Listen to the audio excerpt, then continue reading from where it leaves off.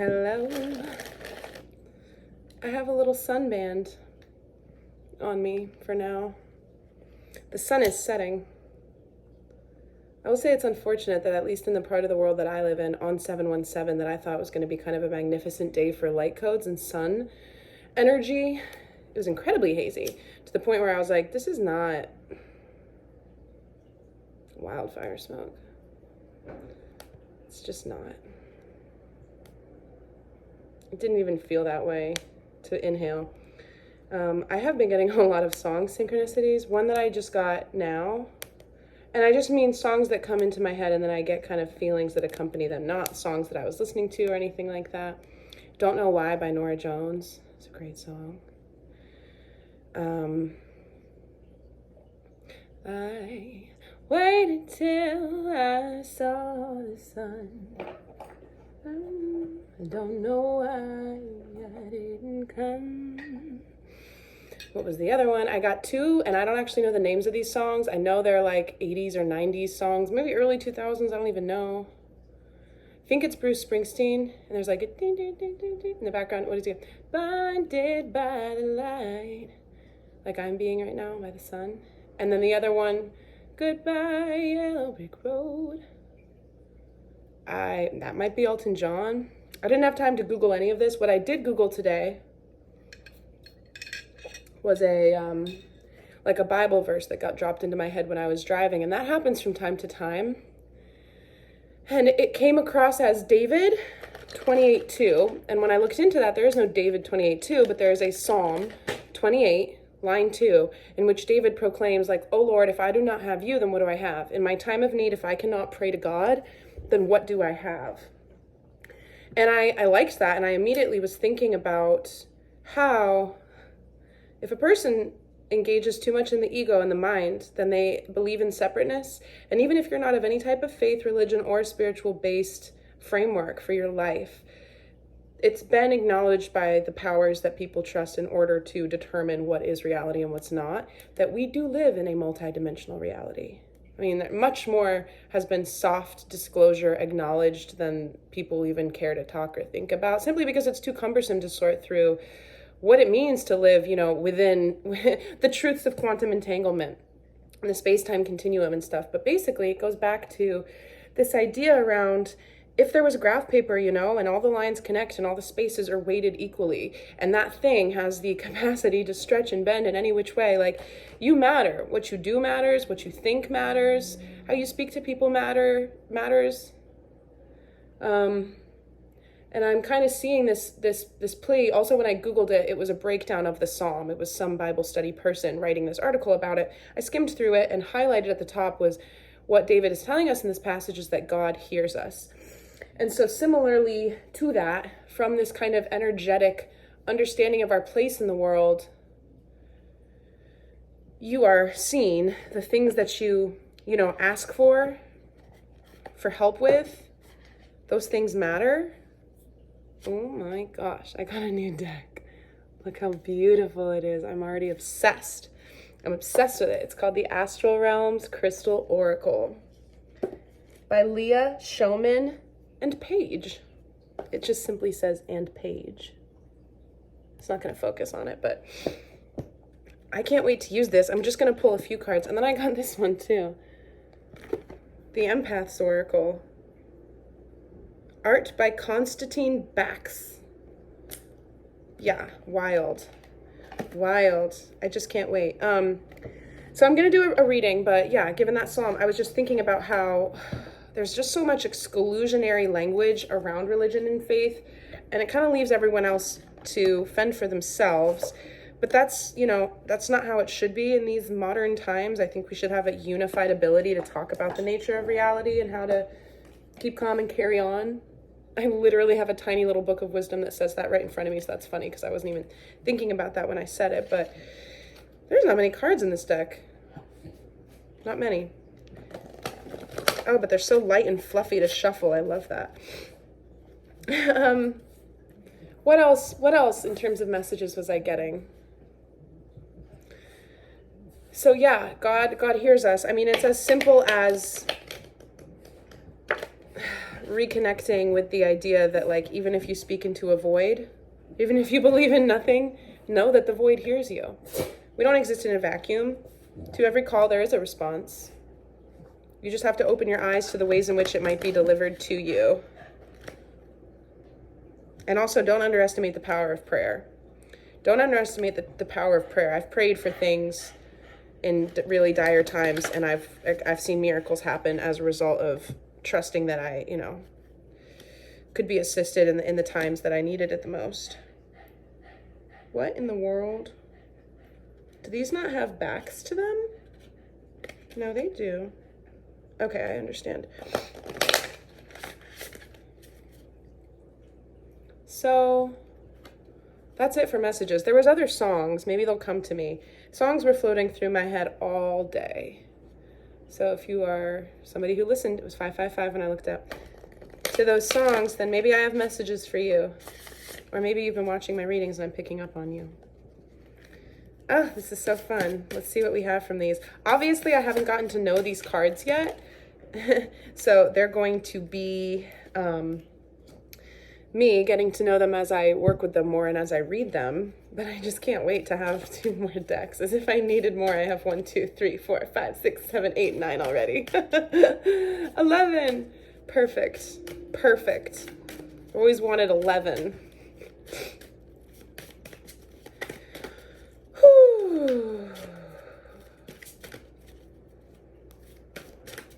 Oh, I know what the other thing was. Today, without providing any context as to why this was happening, I was standing with a couple in their garden and I spotted a snake and I said, "Oh, look, it's a garter snake." And they said, "Yes, he appeared a few days ago and he already has molted and shed one of his skins entirely." And I immediately saw in my mind how within this larger energetic cycle that I've been speaking on, there's going to be smaller cycles in the midst of it, right? Certain things have to collapse and move away, like dissipate out of the energetic focus that we can't give everything to everything. We only have the ability to work with and navigate the things that are, directly in front of us and have an understanding of our own impact, not undermining that, but also, our capacities and our bandwidths anyway. So certain things have to kind of give way for other things to be able to kind of mobilize in our lives. And so I think that we're experiencing that right now. And I haven't seen a snake. I rarely see snakes in person. I haven't seen a snake since I saw the dead snake in Italy on one of the videos where I just got off on this whole Ouroboros death and rebirth thing, because the symbology for me, it actually rocked me to my core. That day was such a magical day that I had in that little mountain town. I'll never ever forget that day for as long as I live. And so that was the first snake I've seen since, and the way they were so matter-of-factly like, "Oh yeah, he's already shed some of his skin," it was just helping me, be like, you know what, I have too. Yeah, there is kind of this ongoing process. Snakes don't die when they do that. They're simply preparing a fresh version of themselves to take on the new chapter. And the other thing I'm getting with snakes is that they are, belly to earth, full on groundedness. When they slither across there's no point that isn't touching the earth. So we do have a need to ground right now. Black tourmaline is a very good stone for doing that. It also has the ability to transmute negative energies that you pick up in public when you're around other people. Transmute them out so that you don't feel them in their raw form. Wow. The other thing I wanted to say about Psalm 28:2, what David said. Everything is just vibration, and sometimes it's like, okay, sure. But it really is. At the subatomic level, everything is vibrating. Everything works in these sine waves, SINE, sine waves. Even the planets, right? They have these orbits, and you kind of we're accustomed to seeing these aerial views of these concentric circles and the things orbiting, but that whole system is moving through space. These are all waves. Our own, me speaking, this could be transcribed into sound waves or light waves, and all of that is merely interpreted. It's our eyeballs interpreting light in the brain. And all of this has to do with how your inner state actually does impact your perception. But I'm not going to get into it.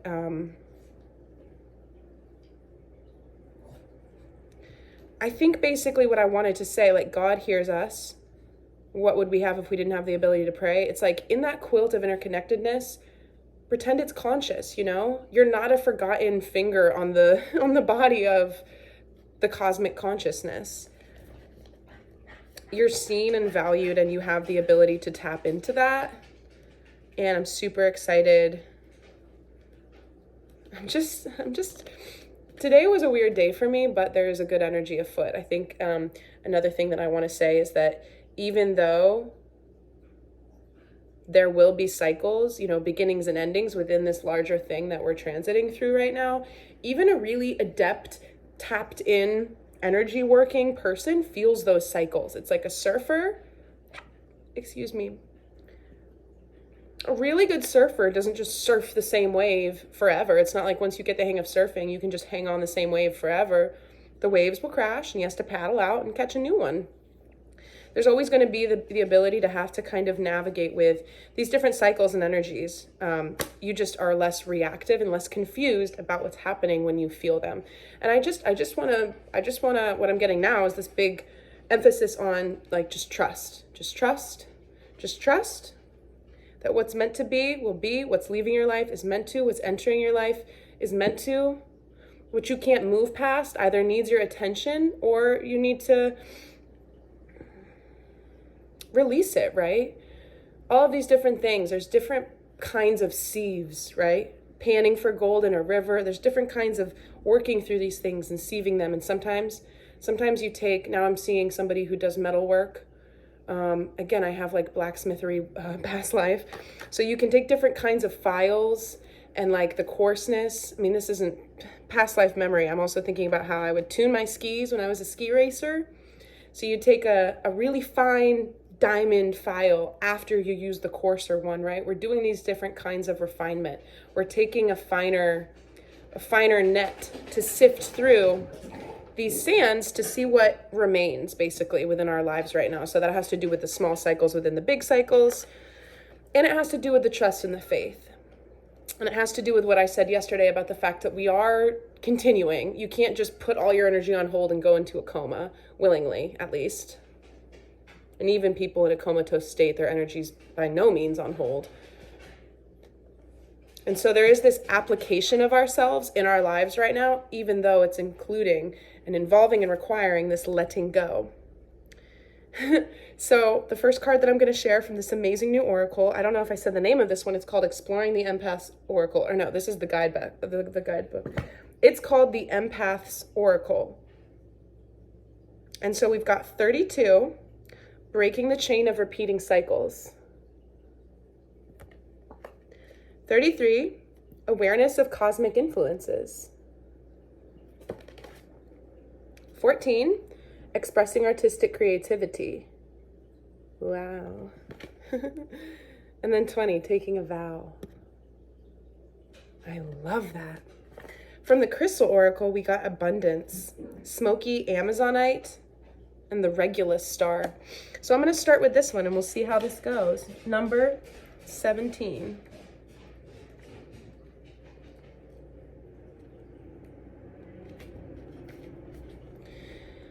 Attracting abundance or living abundantly is dependent on your frame of mind, and the first step in allowing it to flow to you is believing and knowing that it is possible. The universe is here to give you all that you desire, so let the law of attraction work in your favor. Begin to visualize yourself with a full bank account, being debt-free, your dream career, soaring to new heights, or a fulfilling relationship. When you think of these outcomes as a reality, the universe responds and aligns circumstances that bring imagination into tangible reality. Using your power of perception coupled with persistence and belief puts everything you've asked the universe for within your reach. Draw the power of abundance from the Regulus star and the constellation of Leo, which represents great fame, fortune, and power. Regulus is known for its energies of desire, strength, of will, and determination. Using smoky Amazonite will help encourage you to be bold and speak your truth and aid you in attracting abundance. It helps relieve stress and correct emotional issues and past traumas while removing energetic blocks, so you're able to have a clear mind when setting your intentions to attract abundance. The stone of smoky Amazonite will also act as an energy filter to ensure your yin and yang are working harmoniously, allowing you to vibrationally align with the universe. What I'm getting with this is that we're on the precipice of a very different kind of chapter for humanity in terms of some of the structures in the prisms, like prisons of illusion that have been, keeping a lot of people's free will captive for a very long time. That's going to give way within our lifetime, God willing. Everyone has different lifespans and stuff, but we're definitely at this precipice. And I feel like there is an intentional attack on people's abilities to see different kinds of outcomes in futures. And there's this intentional kind of dropping in of subconscious programming around probability, because when people fear that things are going in a certain direction, then there's a collective manifestation of that certain direction. And so it's calling upon, people who are awake and aware of these types of things, myself, a lot of other people who are out there and like coming online in different ways, right? You have to be able to hold the visions that you do want, believe that they're possible, because the world doesn't care. The computer doesn't care. When you enter the programming code, it simply operates it. It runs the code. It's not going to be like, this one's unrealistic. It's cause and effect. These are the energetic laws. This has to do with the law of one, the law of attraction, and the actual quantum mechanics of how it works. If I could, maybe I'll clean off my entire whiteboard and just like go crazy and do a video about that. I see myself doing a lot of that in the future, but I don't have the time or the bandwidth to do it right now. But my point is, please do not think that anything that you want from a healed place, from a heart-based place that's aligned with you, is unattainable. Do not think that, because you've already lost, if you think that it's unattainable. And you have the ability to give to yourself what you need in order to get there as you trust the path and kind of continue to let things move in the way that they will with these different cycles. So we're going to start with 14, expressing artistic creativity. Okay, so there's this call to recognize that empaths are natural artists. It reminds me of what I was talking about in the video that I titled Unposted Italy Ramblings. I was mentioning Don Kimes, who's an artist that I studied under when I was there, or at least talked to. And he said, art gives pain something to do. So empaths are people that are naturally spongy to the quality of other people's emotions. That can be on like hyperdrive, where you can feel those emotions in your body. And as an extension of that, you can even feel blockages in another person's body, in your own body. Or it could be, a lot of people are empathic and they don't know it. So they don't know how to clean their energy and maintain themselves, and then they internalize certain things like, anxiety, like I wasn't feeling this way before and now I am. It's because it's not your energy. Okay, but having this great depth of ability to soak up the truth that exists outside your own body, it lends itself to creation very well. Exploring various mediums and platforms of self-expression, understanding artistic creativity as a form of personal healing. This image symbolizes the immersion in the creative energy of the universe. When we are creatively active, it becomes a meditation on the flow of things, transforming chaos into something orderly. We are able to order this chaos and bring it into a higher state, which we then call art or science. The woman in the painting has mastered this art, and from a place of stillness, she realizes the abundance of possibilities to express herself. She is the goddess of creativity. Oh, wow. There's a whole lot of, I thought it was just the first page. I'm not going to read all of this, to be honest. I was thinking about keeping this reading at around 30 minutes. So, you are an artist. Yes, you. It's part of your very nature. This isn't a simple pull this card and it means you're an artist. No, no, no, my dear. Oh my gosh, it's written in such a voice. All empaths are artists. This card is very much focused on artistic expression on an empathic level. This could indicate the need to become more personally expressive because it's part of what your spirit needs, or it can indicate the need to do this because others need to see, hear, feel, or otherwise absorb your message. Yes, that's the other thing. I've talked about this before, about imbuing, in the same video that I just referenced, Unposted Italy Ramblings. You imbue what you make with the quality of yourself. We see it in reproduction, the same traits are, that's an imbuement. there's not just physical traits that go into DNA, right? There's character traits. There's all these different things. And intention with artwork, intentional intention, and subconscious intention. These things flow through and they translate, and people's interpretation can pick up on subconscious or conscious things, the intention that the artist had. All of this is energy transfer. The other thing that I'm thinking about is that a lot of people who want to make artwork get in their own way and they judge it and they're like, it doesn't look like anything, you know? And I make a lot of rendered, like technical renderings of different things where they're very graphic and representational, but I also make abstract pieces. Needs to go out. Then I have to take a little break. Hang on. Okay, so I was talking about different kinds of artistic expression. Just don't judge the things that come out of you. I have so many notebooks that are full of what can only be compared to, like, you know, a 4-year-old scribbling. Maybe they're annotated, you know, and they're a little bit more highly technical than just a little scribble. But some of the most important things to me, because that was the most untampered with, in-channel, fully flow state, stream of consciousness level of creation. Most all paintings that I have that are more highly rendered came from some little scribble like that, where I saw it, or while I was seeing it, I was also kind of drawing it, or while I was drawing it, I started to see it. These things can't be defined in this way that the ego will accept, because it's always going to look different. Like the ways that my artistic gifts want to come through me, they continue to show me new things, new ways of bringing them into the world. And what I'm also getting is that this is a really like highly heightened spiritual time for these types of gifts. Like they want to come out of us. They want to be acknowledged. They want to be utilized. And when you do that, it's like with any strengthening of a muscle or a connection or an ability. I dropped in a video, I think the other day, on a video of like neural pathways, neurons creating new neural pathways or connecting to each other, and different parts of the brain lighting up. It's deeper than that. It's deeper than that, because there's also, you know, a willingness to, it's talking about art if you're an empathic person. Or, you know, how else could we say this aside from like the jargon of like empaths? And you can read people. You have an uncanny ability to perceive reality at a higher level than what everyone else is perceiving around you. And people who are like this can recognize other people who are like this fairly easily. And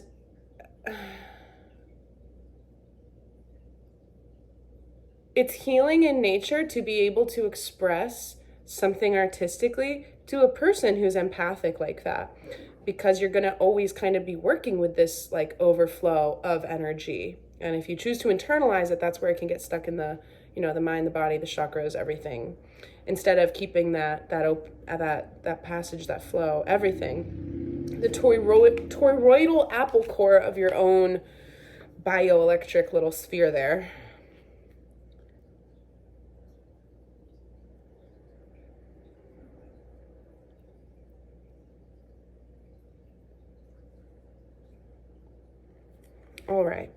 All right. I did want to keep this at around 30 minutes. I don't think it's going to happen, but here we go. Taking a vow. Choosing self-discipline as a way to better understand ourselves. Considering what kind of vow or fast would be good at this time. Tapping into intuition in order to determine what needs attention. The woman in this picture is immersing her whole being in the essence of life. She knows that only by merging with the whole can she reach her highest destiny. She makes a promise to always stand by the side of eternal flow and overcome all challenges to the best of her ability. Her beauty is the beauty of the universe. I hope that was actually being held up properly. I'm sorry that I'm working with a glare. Because our emotions can be so easily swayed and influenced, we empaths often struggle to come back to ourselves. I was talking about Snake being grounded, right? Super big need to stay grounded right now. Alongside self-assertive daily practice and an understanding of energetic dynamics, we can take this a step further by observing vows and resolutions from time to time. Vows take numerous forms and do not have to be restricted to particular styles of practice. I love this. Excuse you. In fact, we can look inside ourselves to see what kind of vow or vows would serve our spirits best. When we tend well to our spirits, we can serve others with greater clarity. When we practice vows or observe personal resolutions, whether for brief or long periods, we are engaging in a process of spiritual, emotional, and mental purification. Vows should not be taken with ego in mind, that is, how we can impress other people, but with the intention of healthfully pushing our own limits, comfort zone. Vows, especially fasting from food, should be undertaken with mindful awareness of physical and psychological health. When in doubt about taking any type of vow or fast, consult a professional. It may take some meditation or soul searching to decide which kind of vow you wish to practice and for how long. This is likely to change each time this card is drawn. For example, I may draw this card and choose to make plans to practice a vow of silence for a day or for 30 minutes each morning. The next time I may be guided to become vegan for a week. Anyway, that's enough of that one for now, but these explanations are really long. I love it. It's a lot. It's better to have more information as a reader, right, to pull from. But at the same time, I like it. I like it when things can be really open to interpretation and let more come through. What I'm getting off of this card is that my life has become, over the past, few years, a vow to the things that I believe in. And so I want to walk like each day, each step, each interaction. I want to be true to the things that I think about, as far as like treat others the way you want to be treated. Like I've tried to make an effort around with humor. Okay. A lot of humor today in society revolves around like really jaded, sarcastic types of, there's nothing necessarily wrong with that, but it can be like hurtful or cheap.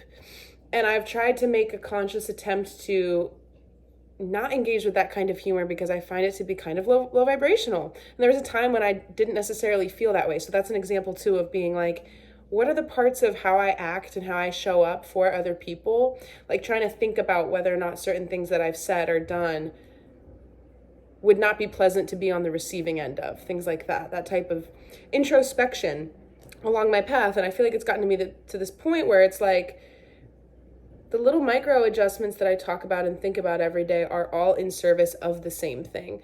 So I like that this author has let it be open to interpretation. It can be short-term vow, it can be long-term vow, it can be lifelong vow, in that I have something that I believe in, and I think that every day matters, and I think that every moment matters, and I think that if I can continue to kind of keep myself on that path. And again, what she said is it's not of the ego because it's not to impress anybody. This is the first time I've said this out loud, in fact, ever, in this way. I've alluded to it over the millions of conversations I've ever had in my life, but it's not for anybody. It's for me and it's not because I want to go to heaven, and be saved. It's just because it's what I believe in. And that's how my life should be spent living, is doing those things that I believe in. And I do, I believe in being your best self will naturally amplify all the people around you. So if you're like a comedian and being your best self involves jokes that hurt other people's feelings, then you need to adjust your humor style. Or maybe not, I don't know. That was just a funny example that came to me. Now we have this one. And it says, breaking the chain of repeating cycles. Meditating on life experiences that seem to repeat in different forms. Creating change with a humble approach, starting with ourselves. Coming to terms with karma as an evolutionary spiritual force. In this abstract painting, we can vaguely make out two facial silhouettes. Can we? I didn't pick up on that. Yes, we can. Oh.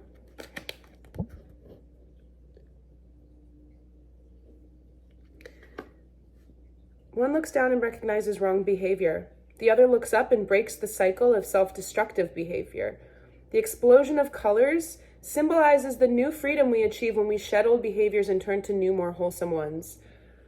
I love it because it's just building upon everything that I've said around, like, you have to make space for something in order to bring something else in. And really, all that you're afraid of is not having the thing that you relied on, or thinking that like things have to be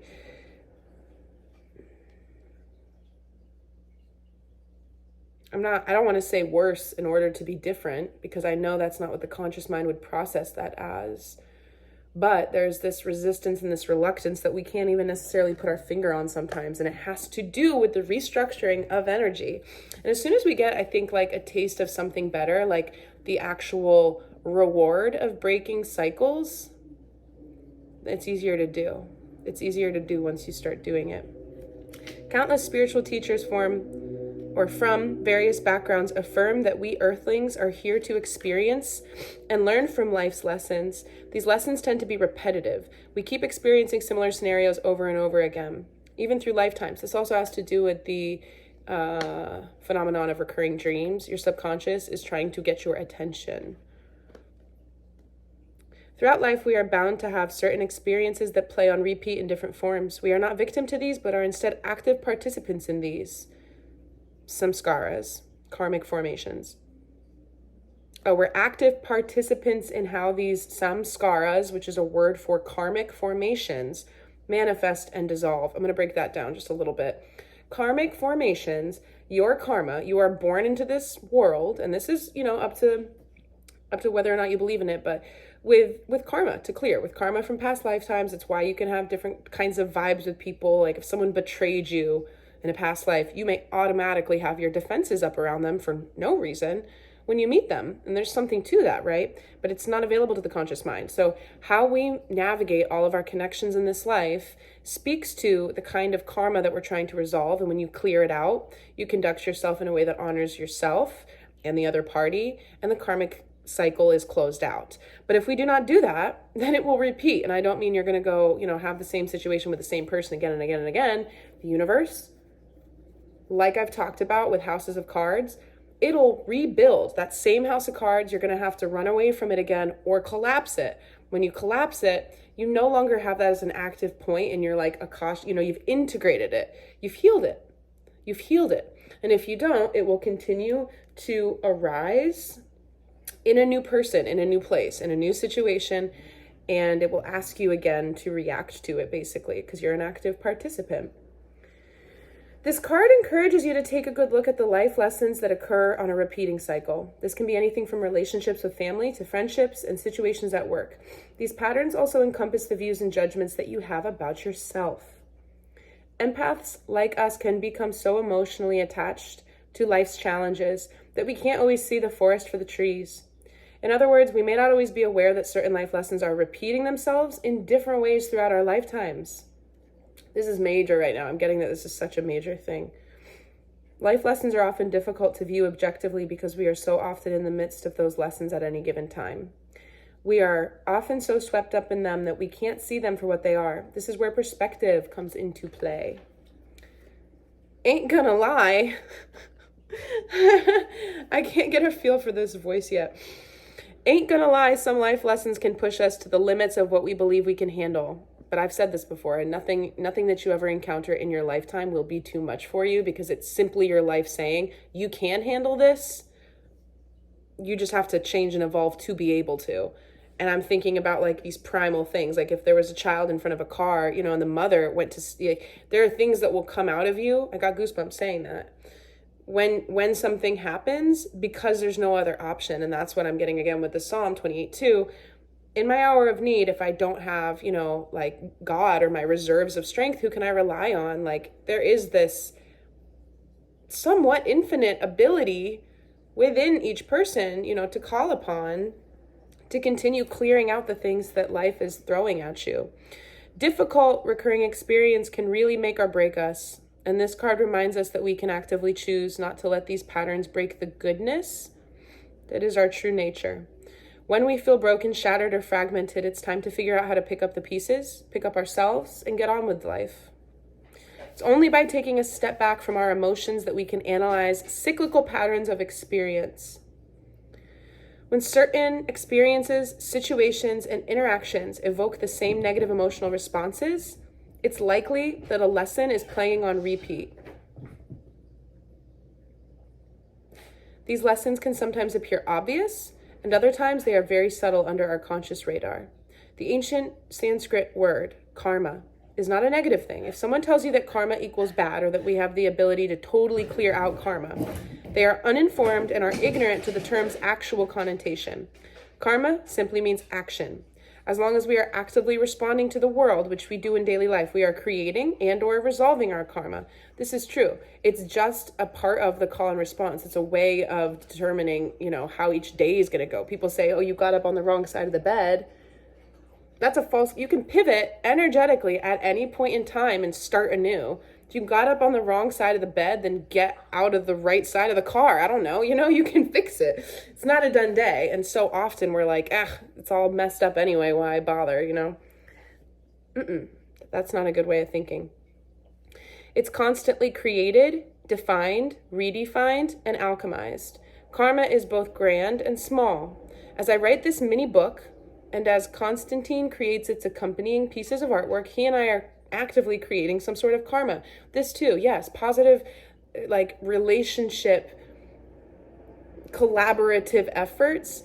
There's soul memory in that. Because we are approaching this deck with the intention of helping you and others in this life, it could be said that we are creating positive karma for ourselves while helping you, the reader, bring out your own positive karma and assist with karmic resolution in your own life. We empaths have the capability of creating powerful progressive echoes or ripple effects. Yes, girl, make your good karma in this little book. I love it already.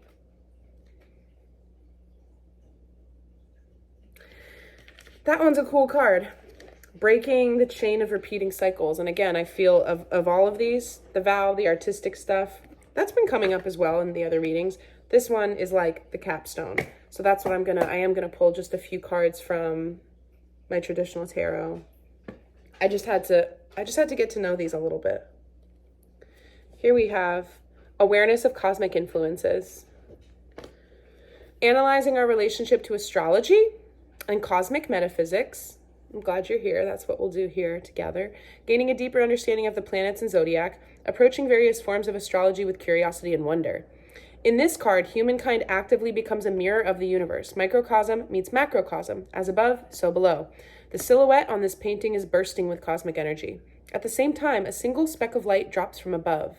As the figure gazes upon this external force, they are thereby becoming more aware of themselves. The cosmic bodies and their metaphysical influence allure a great many empaths. Astrology itself is not a single meta-science, but has numerous layers, levels, and cultural interpretations. The world of astrology is just that, an entire world that varies throughout time and culture. When this card is pulled, it's important for you to explore the influence of the planets in some way, shape, or form.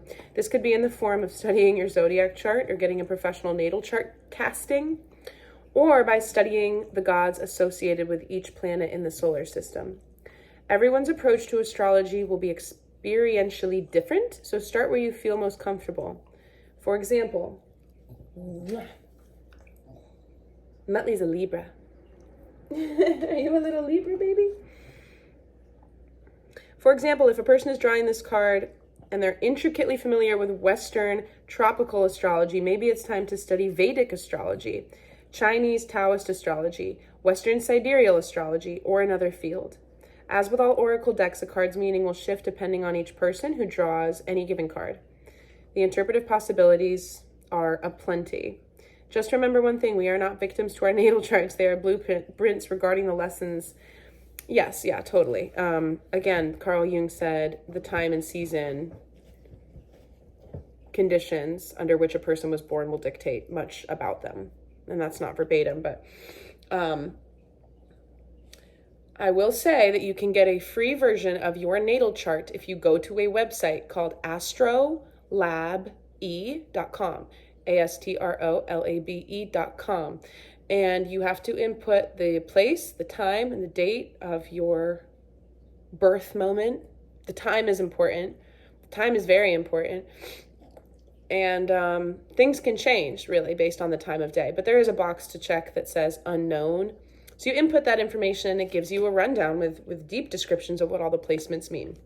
And that can help a person get to know themselves better. I mean, ideally, you have somebody read it to you and you record that and you just listen, and you soak it all in. And it's like, oh, it all makes sense. Or maybe I'm, predisposed in certain ways that have been acting up my entire life. And I have this opportunity to know myself better and work with my, areas that might be perceived as shortcomings are just these ways that like I can get in my own way.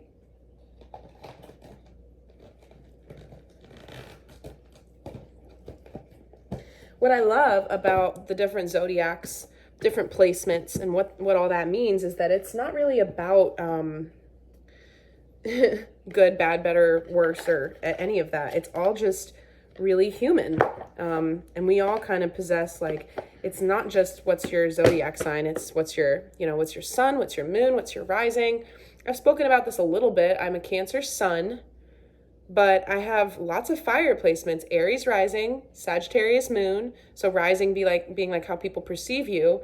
People do kind of perceive me in a kind of more of like a intimidated way sometimes, because they don't get to see immediately on first impact how I am very, very nurturing and sensitive and emotional. But with the crab, with the Cancer, you don't even display that anyway. That's like on the deeper level that people would get to know that about you.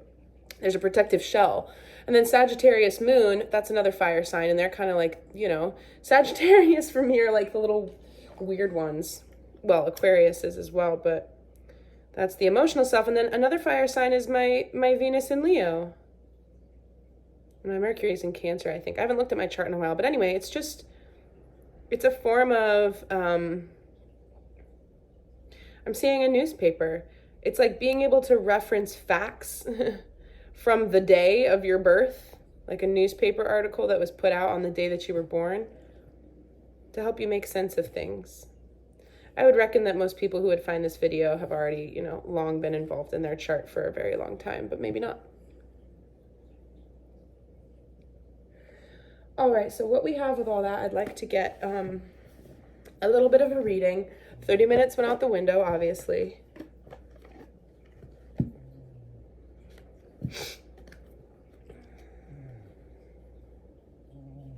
Yeah, what I said about these different cycles, that it's natural to have mini cycles within the bigger cycle. There are going to be things that are closing out and restarting in order to make the bigger stuff happen, that we're fueling our energy towards in order to change our lives in a way that feels more aligned with us.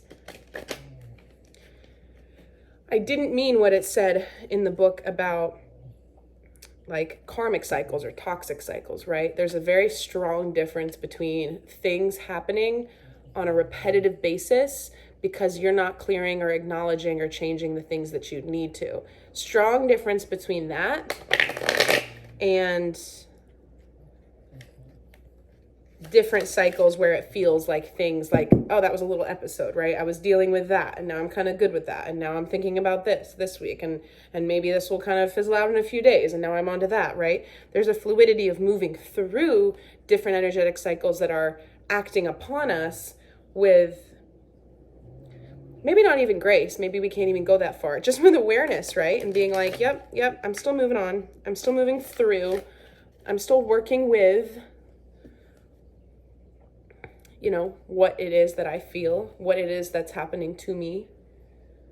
The opposite of that would be no conscious attention to it at all, no ability to take any accountability for any of it, and then you will be experiencing the same things probably again and again. What I said a few weeks ago was like maybe it was last week.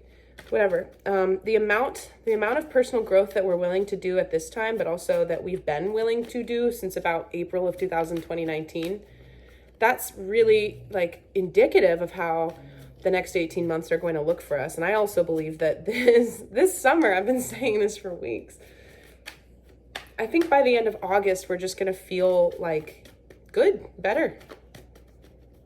Whatever that means for you, pick a topic, pick a focus, and get to work on manifesting things. Get to work on living with more integrity.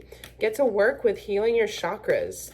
Get to work with trying to have a good attitude no matter what happens. Get to work with creating an ability to go into your mind and be like, that is what I'm working towards. I believe in myself and my own ability to get what it is that I want, based on the things that I'm no longer letting control me or the things that I'm no longer letting bog me down.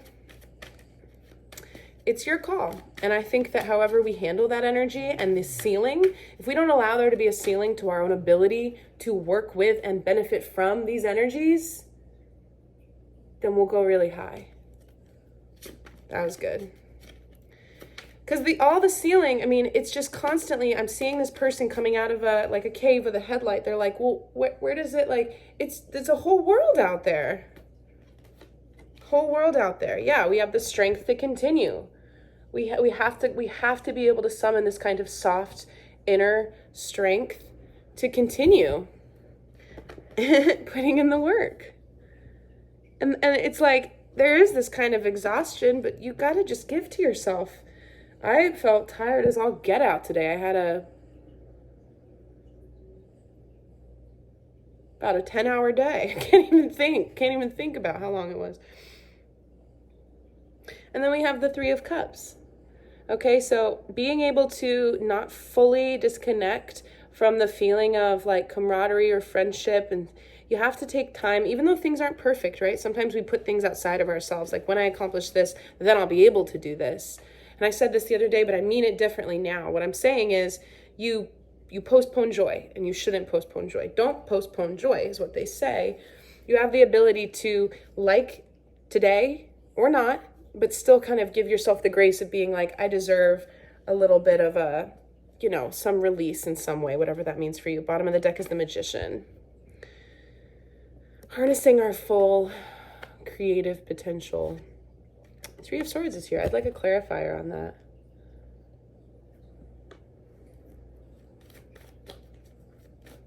Clarifier for the Three of Swords. Okay, what I heard just now is there's the ceiling, right, to our own ability to maximize this energy as we move through these transits and are experiencing this heightened level. Oh my God! The clarifier is the Magician. The ceiling will be determined by the healed heart, by how healed the heart is. All right, well, I shuffled. And the clarifier for the Three of Swords, this heartbreak, right, is the Magician again. No one will ever be too far gone.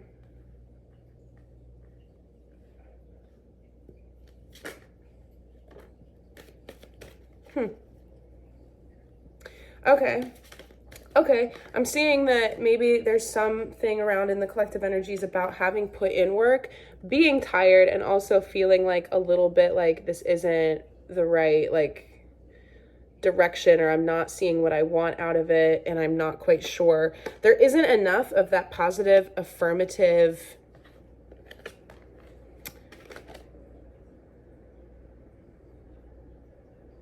manifested understanding that what we're doing is working at this time. So it's faith alone right now. I don't think that's entirely true for everybody. I don't think that's it's going to be true in different ways for different people, obviously, as everything always is. But I'm seeing like there's a fast moving energy. We do have the ability to kind of create what we want right now, but these things together is like, it's too much work. And I could just take myself out of it, But I don't think that that's the case, really. I said this a while ago. We are at a point in our lives where we got to a new place, and we saw things that we couldn't necessarily unsee about the people in our lives. See? New place. Looking out. Seeing things he's never seen before. Thinking about it as if I never thought I would go this way, but now I got time on my hands.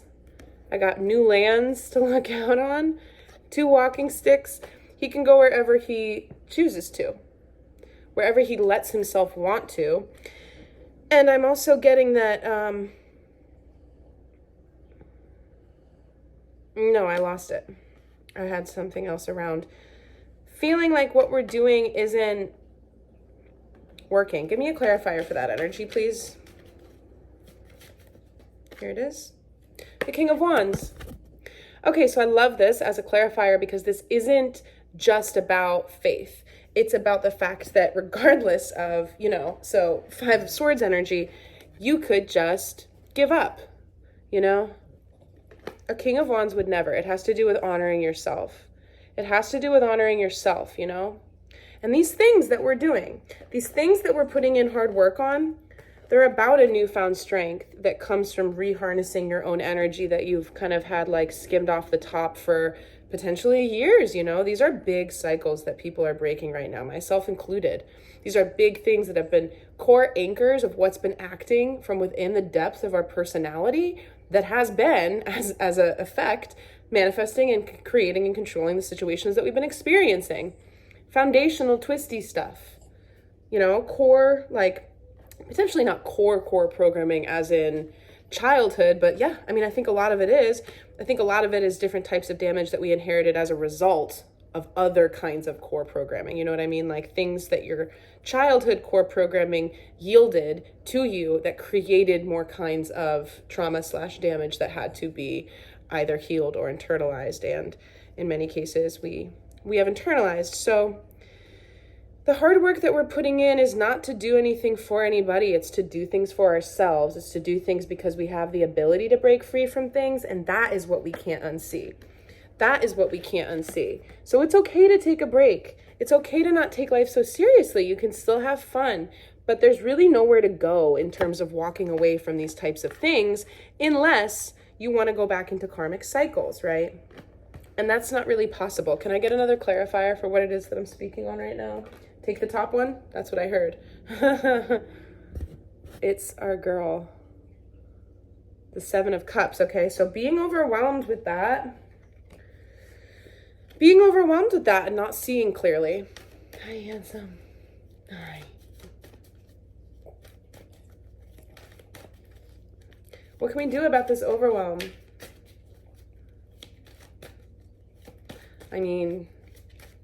I was also saying like faith is not enough, right? King of Wands came out to be like, no, it's not. You have to just walk with integrity, have some, kind of ability and passion for what a next chapter could hold for you.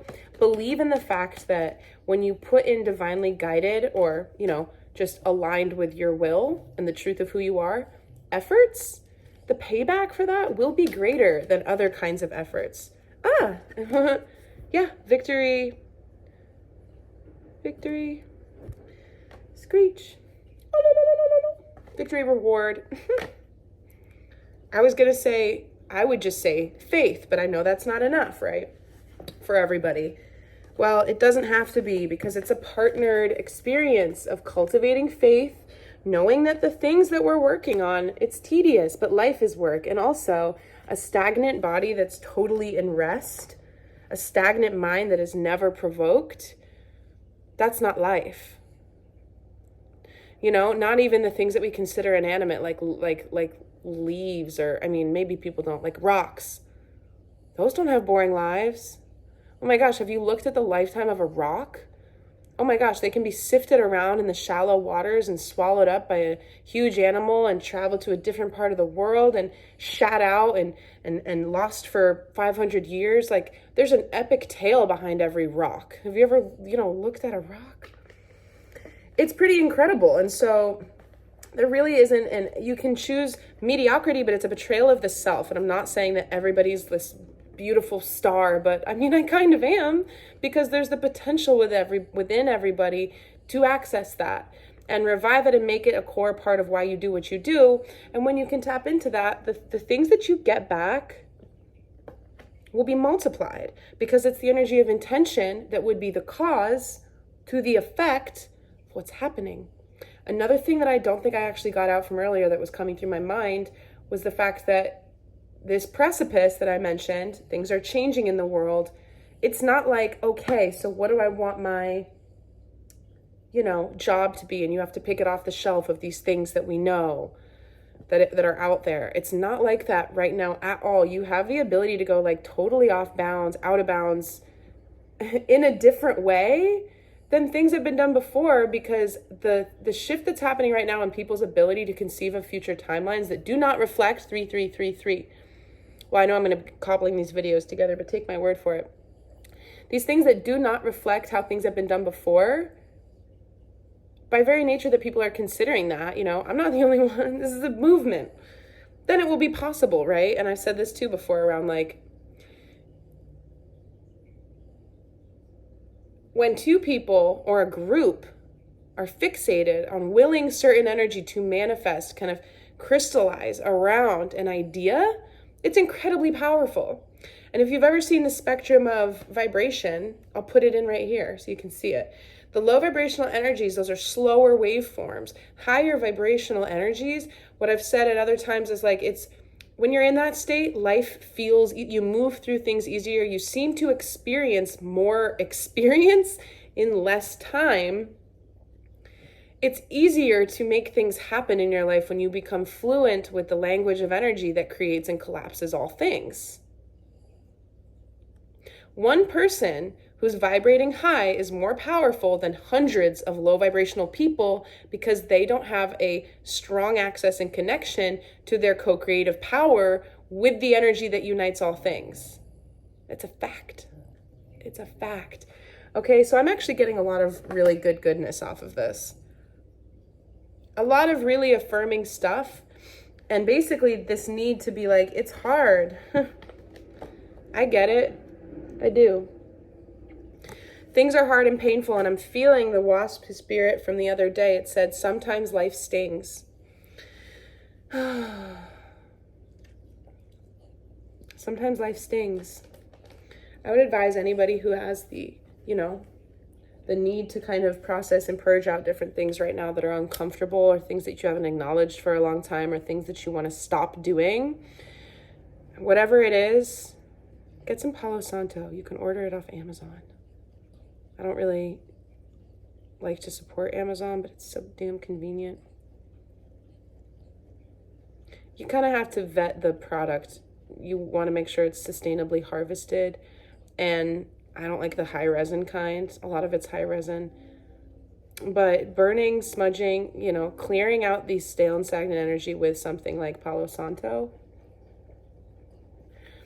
will be really good right now to do. I'm remotely clearing my viewer.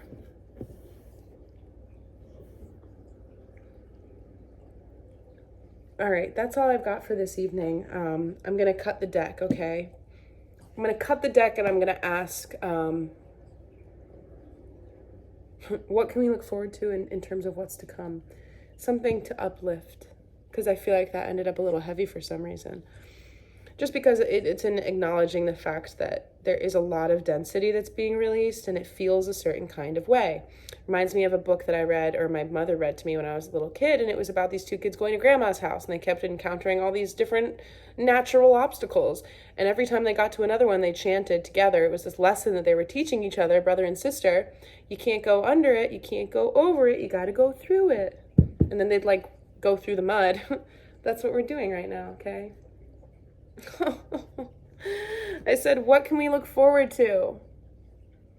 What's the light at the end of the tunnel? And I got the Ace of Wands. This is one of the most inspired cards in the deck for new beginnings. So I have no desire at any point in time to ever manipulate the cards for any reason at all, I would never do that. All of this comes out as it's meant to. And I'm just happy to,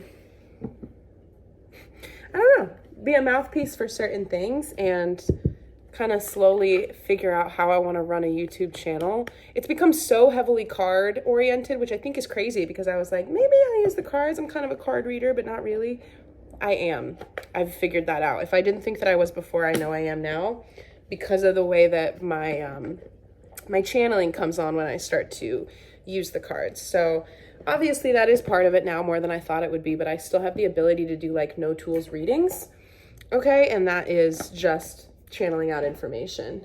I love introducing these cards to their little family. You guys are gonna live here now with my little card. I am gonna pull a Nordic rune, okay, for us to conclude the reading.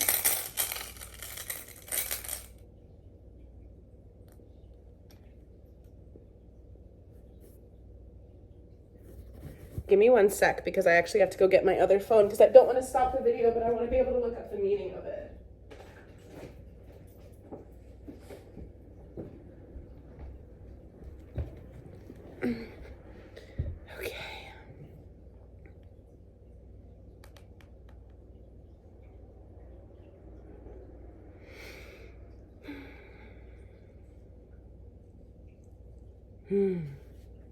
Okay.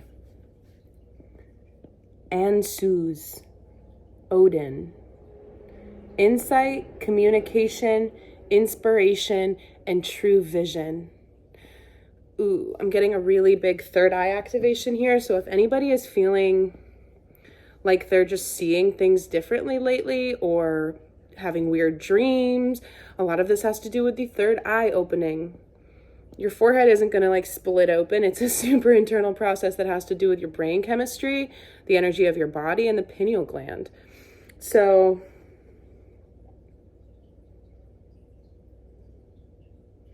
I would try to make space and honor that new way of seeing and thinking in your life so that you can understand your own mind and the truth of your soul that's always been there, that's trying to kind of gently, softly augment the potentially unproductive patterns of brain chemistry that you've had in the past. I'm seeing the rewiring again, where it's like the two proper colors of the circuitry are finally like, bzz, and it can run the way that it was designed to. That's a rigorous process, the opening of the third eye. But that's what we're focusing on now. And remember that the Ace of Wands is something to look forward to, right? That new beginning. And wands being fire and passion and creativity and inspiration. It's all good things coming to us.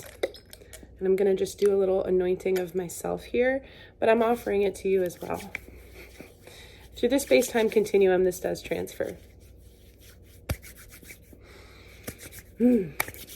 All right. I hope you're doing well, whoever you are, wherever you are.